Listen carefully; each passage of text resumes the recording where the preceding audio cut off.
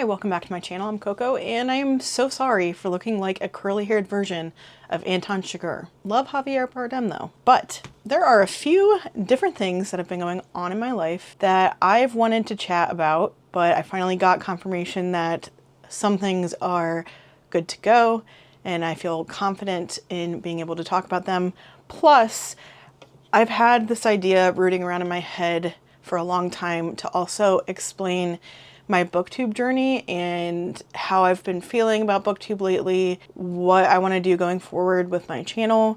Don't worry, it's all good things. I just wanted to do an update because I honestly have never done a true update on this channel, and I really have a specific vision for how I want things to go moving forward. So strap in, get a coffee. It's Pride Month, so you feel free to not sit correctly in your chair if you're a pan like me. And yeah, let's just go ahead and get started. I will have some chapters listed in the description, and it will then automatically put it on the progress bar on YouTube if you want to skip around to different topics. The first thing I want to talk about is the good news, the exciting news.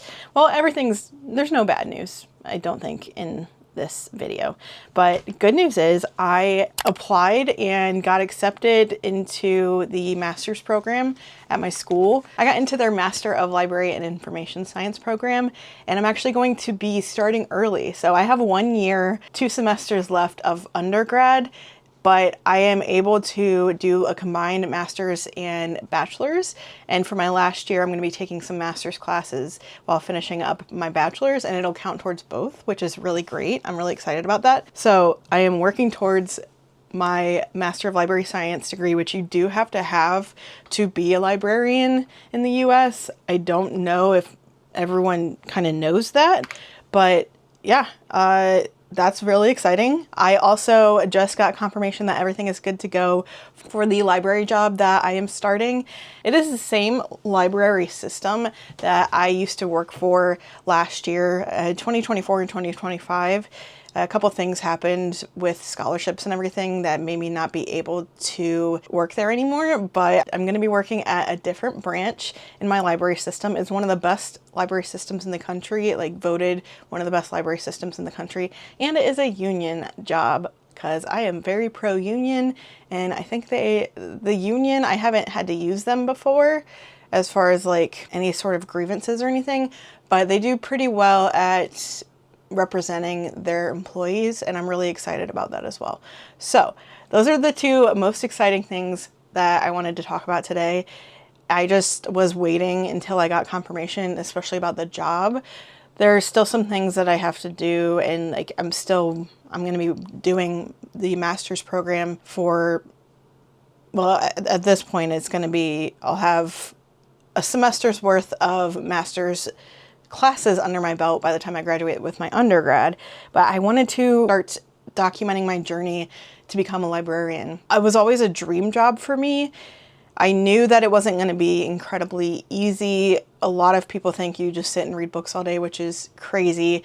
And in the climate that we're in as far as censorship and everything goes, it's really scary to get into this sector, but I find it really important to fight against censorship, and I feel like I am a good person to be an advocate for others and make sure that there's accessibility, both digital and just in general, and make sure that people's rights aren't taken away. So I'm really excited to do that as a future librarian, and I hope you follow me on that journey, which I will be documenting in certain vlogs and things as I go forward.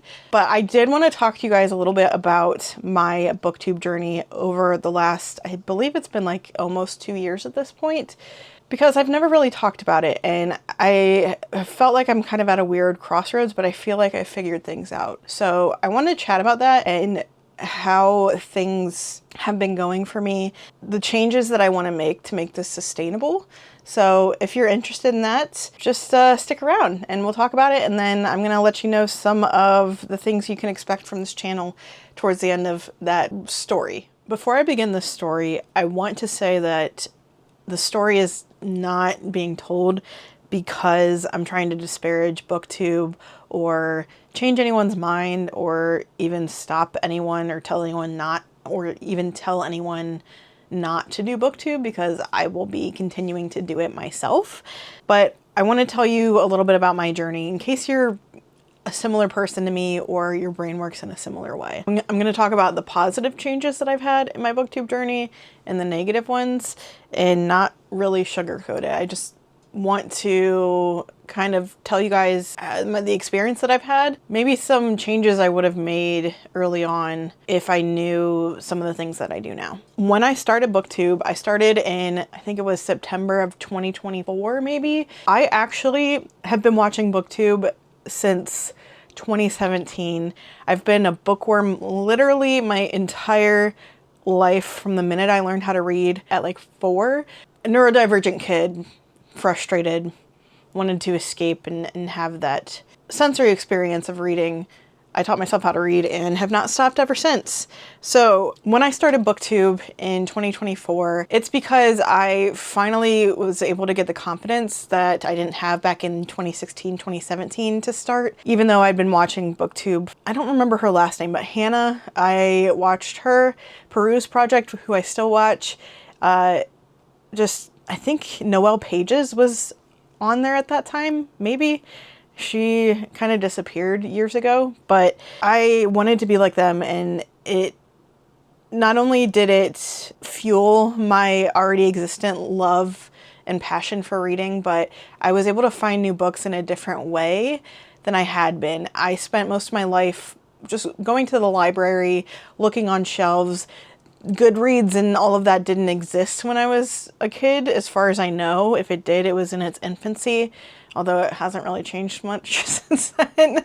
That's for another video. But I would go to the library after school in middle school almost every day and just pick out books and get way too many books that I wouldn't be able to read in 2 weeks, read as many of them as I could, and start all over again. So I had a very intuitive process with how I read. I reread books that I owned a lot. I got stuff from the library more than once if I wanted to reread it and just get back into the story. I did that a lot growing up. When I started booktube, I was excited because it opened up another facet of my love for books. I felt like it was gamified a little bit. I felt like I was trying out a new skill, learning something new, and kind of deepening my love of reading, which I didn't even know was possible.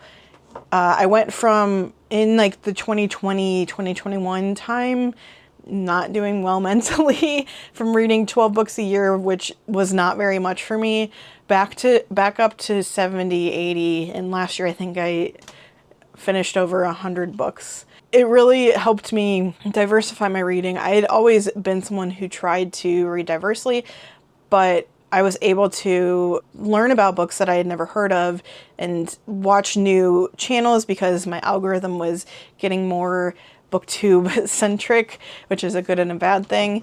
It was generally very positive at the beginning, though it has always had its ups and downs. I try not to think of just the numbers as my goal at all. I've always just wanted a bit of a community. The biggest part that I love seeing established booktube creators is the community that they have. And though I'm not necessarily someone that seeks out to be the center of attention, I actually get kind of uncomfortable being the center of attention, especially in public, in like real life. I would love to create a book club or have a Patreon where I just kind of share little things about my life and people can comment and be like, hey, me too. We just have stuff in common. So that's the biggest reason why I wanted to do booktube. And I also used to just rant at my husband. I would rant with my husband about books I read, and he's just like, why don't you start a channel? And I had thought of that. I had never started it back in like 2016, 2017. I didn't have any idea. I had never done any sort of editing, any sort of filming. I was shy when it came to public speaking, but I wanted to take that leap, and I did. The honeymoon period kind of lasted about 6 months. And 6 months in, I get seasonal depression really bad. And I had also graduated from a grueling honors program for my associates. And I went from being go, go, go, go, go to nothing, and also not being on ADHD medication. I was no longer on Lexapro. I was only on Wellbutrin, which I had been on Lexapro for years, and seasonal depression and low vitamin D all became a giant maelstrom, and I ended up in a really bad place mentally and physically. I am chronically ill, so burnout affects me 10 times worse than it would have if I wasn't chronically ill. I have something called hypophosphatasia, a couple of other things going on too, comorbidities, you know, all that. But so I wasn't doing very well, and I took honestly a unplanned hiatus from YouTube. It was probably about a month or so where I just did not, like, was trigger warning, dissociating, and not doing well, and having a constant panic attack basically for 2 months straight. So there was no way I was going to be able to film. But when I was able to come back, when I was starting to feel better, because I did end up getting better, I was renewed. I felt good about continuing, and I honestly felt like it kind of took the bumpers off for me. I started out YouTube not really wanting to give my opinions, especially regarding something that I would say has to do with human rights, but other people would say politics, like denouncing genocides or talking about, at that time it wasn't the current administration, just all of that, and like censorship and all of that. I felt very passionate about it, and I would put things in here and there, but not feel comfortable doing it. But going through just such a big mental health crisis made me realize what's important, and censoring myself in the short life I have to live is not something that I want to do. So I did almost feel like it was a good thing. Not that I went through that, but that I came back and felt more at ease with talking about books the way I wanted to, doing things the way I wanted to do them. And that lasted for a while, especially taking time off before I started at my current school, finishing out my bachelor's. I did most of my core classes and got my associates with honors at my community college, and then I'm finishing out my bachelor's and my specialized things. So I had decided to start fresh in the fall. I graduated from my associate program in December. I had 7 months where I was just working. I really dug into YouTube. It was something that I had time to do, and I was able to read more and more because I wasn't bogged down with a very grueling school program. So for a while I felt really good about it, and I started growing more and more. I ended up with one video, which no longer exists on my channel, which ended up with like 30,000 views, which also did bring some weird comments and things, mostly from creepy boomer men. Not saying every boomer man is creepy, but the people that commented and said weird things or misogynistic things like that on my original Kobo video were mostly creepy old men that thought I was somehow a electronics review channel and not a booktube channel. That's neither here nor there. But one thing led to another, and eventually in May of last year, I kind of felt like I had a lot of pressure. There was a lot of pressure growing. I felt like that video that did really well, it was a review video, basically like a first impressions and unboxing of my Kobo, which at the time it was when Kindle had really first started to restrict the things that people were able to do. Bezos was showing his cards a little bit more, and I just randomly made this video because I was excited to try out my new Kobo, and it went viral. But I got a lot of subscribers that I don't know if they were expecting more Kobo or just electronics content, but I felt even more like I couldn't really talk about the things I wanted to and do the things I wanted to because the audience that I had, which keep in mind I'm still under 1,000 subscribers, the audience that I had did not reflect most of my content. And I was worried about, which is silly to do now, but I was worried about subscribers, worried about losing the growth that I had because I spent so long with 50, 100, 150 subscribers and 10 views on my things. I don't really get much more than that now sometimes, but I really felt a lot of pressure, which led to me kind of in the midst of other issues deleting every single video on my channel, and with me not being sure that I wanted to do YouTube anymore at all. It coincided with me gaining a bit of weight after having lost some, and I decided on a whim kind of to cut my hair and realized that where I thought it helped me feel better, more affirmed in like my sexuality and everything, it actually kind of gave me dysphoria. I am very open, and I think everyone's gender journey is different. I, for a while, you know, wasn't sure what was going on. I think everyone has that kind of questioning where you just kind of check in with yourself.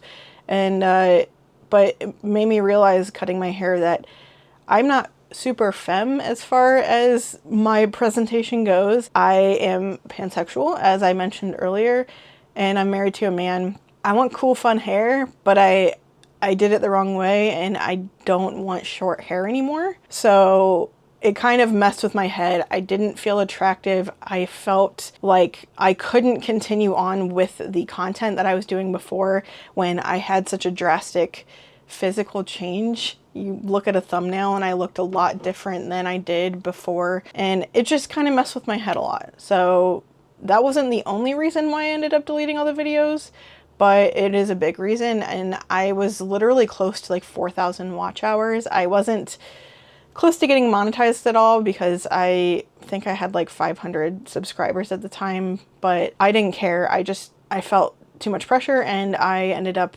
listening to the irrational thoughts in my head and deleted everything. So I did decide to start over. I was way more honest when I did. I figured like, hey, this is me. If you want to watch me, cool. If you don't, that's great too.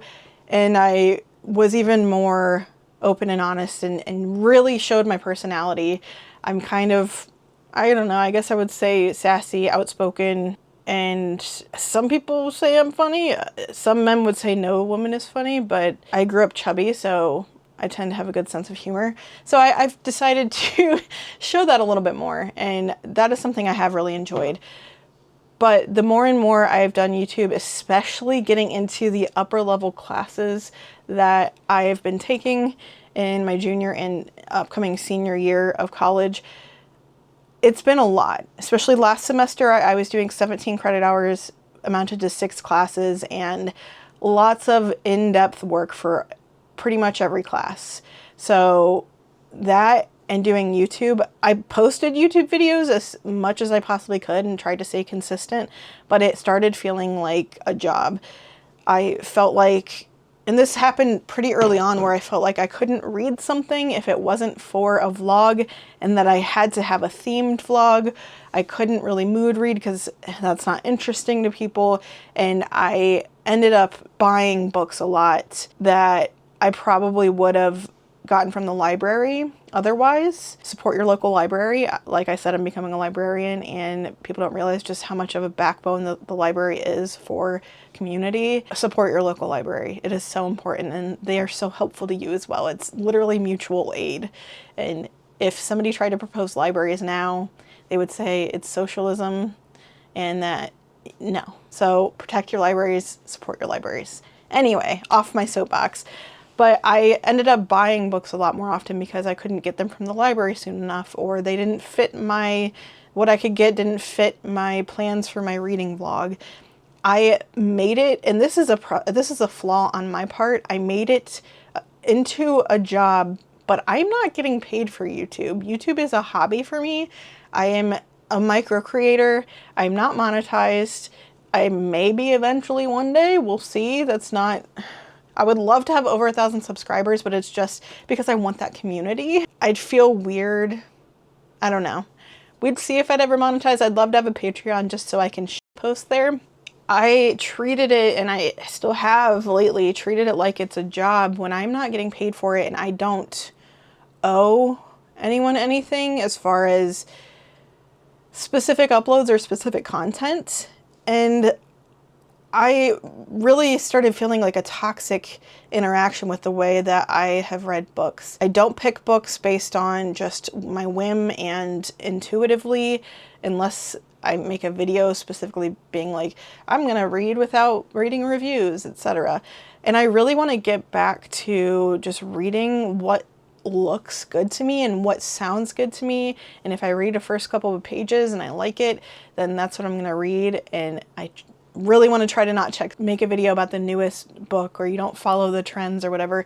No one's going to see your video, which, yes, I really enjoy editing. I really enjoy making, like, telling a story through my vlogs and my videos. But part of art is sharing that. And it is really disheartening when it does not get pushed out to anyone. Your subscribers are the only ones that see it. And even then, most of the people that are subscribed to you don't actually see it. So it's not that I want to have 1 million views on a video. Honestly, that would be incredibly overwhelming. But feeling like you put yourself out, you're vulnerable, and it doesn't give you any sort of feedback in return because it's not really shown to people.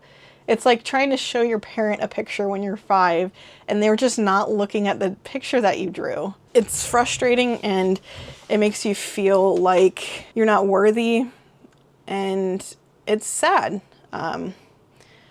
There's also the factor that as I've been going forward, I have included other aspects of my life into my videos, but I really want to show more of that.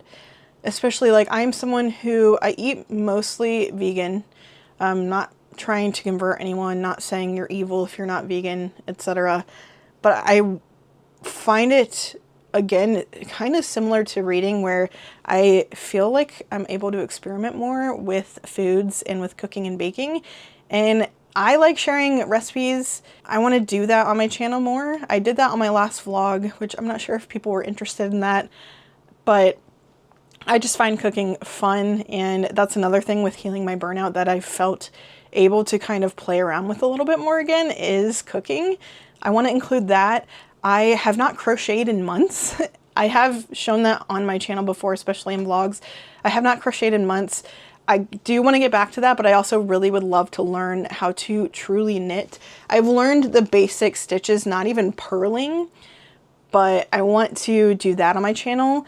I want to talk about my librarian journey and have library related vlogs, and then just some like sustainable or fun videos that might not include a book review or reading a book or a wrap up in them. Like, one of my videos that I really want to do really soon is tie-dyeing clothes that I already own so that I will actually wear them instead of trying to buy new things. I don't know if anyone's going to watch it because it has nothing to do with books, but it still includes the kind of hippy dippy cozy vibes that I'm not specifically trying to go for that. That's just the type of person that I am and the things that I gravitate towards. And I feel like my morals and everything kind of gravitate towards that. I want to talk about being in nature. I want to document my journey with I would love to get a kayak. I want to get really back into hiking. I used to hike all the time. We have a fall hiking spree in my area, and my mom and I did it years ago. And when I've been in better shape, I just love just really pushing myself. And even not being in good shape, I love being out in nature. It just really grounds me. That is the basis of who we are, is nature and interacting with our world. And I think a lot of us have kind of gotten away from that. And all the scariness with AI and everything, the only way that I know how to combat that fully without being served AI, even just in a YouTube video or your parent sharing something that they don't realize is AI, is to go outside and look at a tree, because that cannot be computer generated. You know what I mean? A trail is not going to be computer generated. So my goal going forward with my channel is, yes, to continue the very large bookish aspect of it, especially documenting my experience becoming a librarian, which I think looking back on in 10 years for me will be so cool. It's like a video diary, and just really other facets of my life, some of which I haven't even talked about in this video. But I really want to heal my relationship with reading. I want to expand what I am talking about and showing you in my videos, and I just want to show you a little bit more of me, not just the bookish side. So if you're down for that, I would love to have you continue to watch me. If this is your first video somehow that you've found of mine, and you think that sustainability and tie-dye and creativity and art and projects and books and all of that are interesting, then you should subscribe as well. And yeah, books aren't going away on my channel, but I really want to expand and show you more of who I am. And that is someone who's curious, someone who's creative. I kind of thought of a little bit of a tagline, which I have no idea if somebody already uses this, but I think I'm going to sign off my videos saying stay curious, stay creative. So yeah, do that. And I hope to see you in the next video, even if I'm not reviewing a book. Thank you so much for watching. If you made it all the way to the end, like I said, stay curious and creative. I'll see you in the next one. Bye.